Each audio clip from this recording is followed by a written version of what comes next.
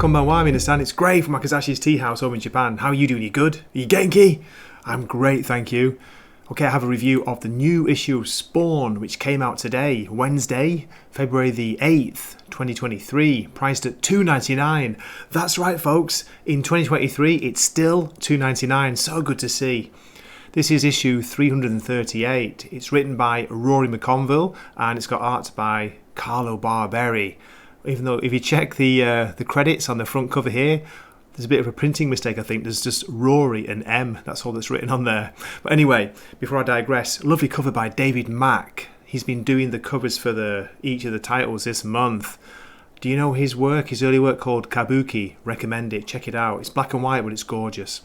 So, what is this issue about? Is it any good? Is it worth buying? That's what you want to know. Well, I tell you what, the first things first, yeah, the art in here has been beautifully coloured. I don't know what it is about this issue, but it really stands out. I'll show you an example. Let me bring up a comic book page. This is the first page. Now, maybe it's a bit of a limited example. These are very limited palette to greens and blues. It's in the forest. We're set in the green world.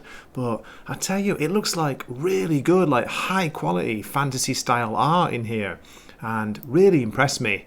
Okay, so that's a positive. I really like the art. It's not so much a negative, but I've got to say this issue, basically, it doesn't advance the story. It's a recap. It's an issue full of exposition. Now, for someone like me, who's still pretty new to Spawn, you know, I've only been reading since issue 300, it's a good kind of fill in the details because it tells you the story of Nyx, how she became who she is, you know, a bit of a backstory and a history, a relation to Spawn. We get references to old issues of Spawn. I mean, we're talking properly old. What else?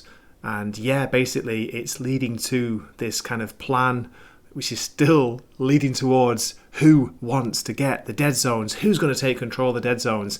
At the moment, it's supposedly 50-50 between Nyx and Spawn, but as I say, that was last issue. Now we're taking a step back and we're getting some pure exposition. So yeah, quite a lot of dialogue, quite a lot of text box, but it's not overlong, it's not too much. For me, as I say, I find it really interesting, I enjoyed it, and I recommend it if you want to have a bit of a catch-up.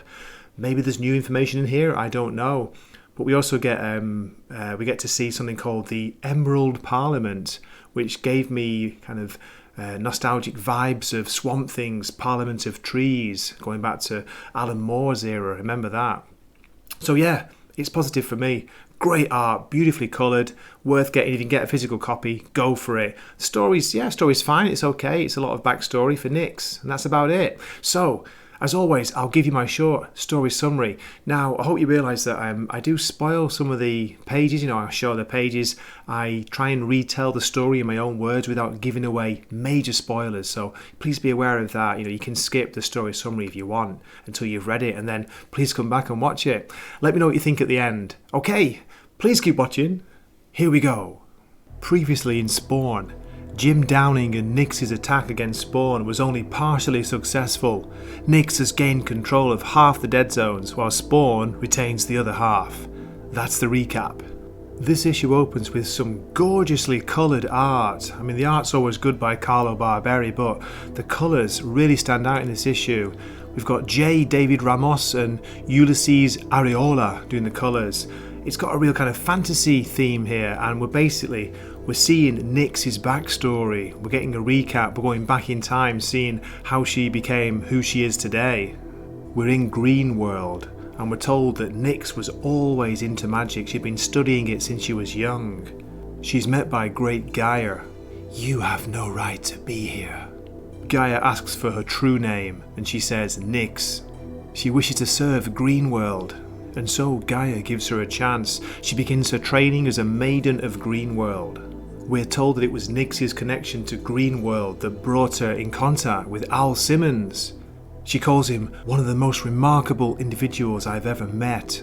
She believed that he was always trying to do good, and she was even transformed into a Hellspawn. Here we get a reference to Spawn issue 185, that's going back. It's when Al Simmons died. Nyx says she gathered new allies like Jessica, until one day Al returned. But he seemed different than how he was before. Then Nyx tells us she was murdered, but fortunately she'd taken precautions and she was resurrected in the Greenworld. Here we meet the steward. She talks about someone called Arthur, which turns out he was Cogliostro. He deceived her. The steward calls him a key architect in the chaos currently engulfing Earth. His intention was to steal the Hellspawn power that Nyx held. Then it's revealed that Cogliostro transformed himself into sin. Nyx suggests contacting Spawn to help. He has a history with Cogliostro, but the steward calls Spawn one of the biggest threats to our world. That doesn't make sense, says Nyx. We're told of the dangers that a tear in time that Spawn created, Spawn opened, the dangers that it's caused not just to the real world, to heaven and hell, but also to Gaia, to the Greenworld. Nyx wants to speak to Gaia, but she's taken to see the Emerald Parliament. I'll tell you what, it sounds a bit like the Swamp Thing, doesn't it? The Parliament of Trees. As well as the steward, we're told that the Parliament consists of the Keeper, the Builder, the Oracle, and the Navigator. You are the Navigator!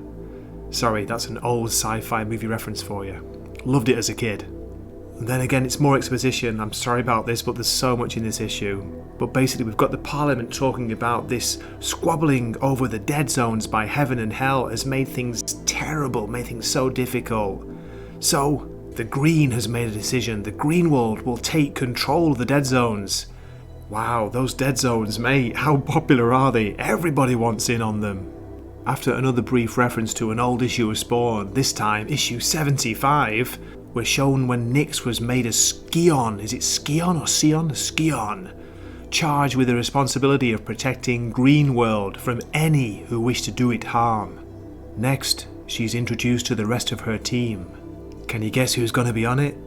The first member is good old Jim Downing, who we're told was really helped out by the Greenworld. If not for them, he would have died. Okay, there are still 7 more pages to go, but I'm going to stop my story summary here.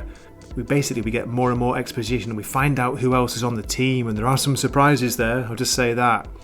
Hey, still here, thanks for watching this far. Okay, we have one variant cover now. It's got nothing to do with the story in the issue, but it's a gorgeous image of Clown.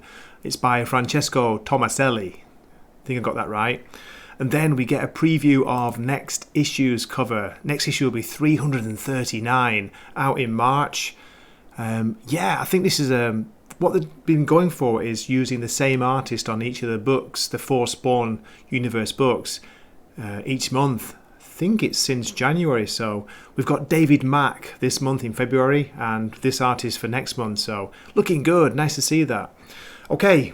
Thank you so much for watching. I hope you enjoyed my review. Please leave me a comment. Let me know what you think of Spawn, if you're enjoying it or not. What did you think of this issue? Very exposition heavy issue. Yeah, but I tell you what, I enjoyed it. Okay, so hope to see you in a future video. This is Gray from Wakazashi's Tea House, signing off for the night. Matane. Wakazashi's Tea House. Please subscribe.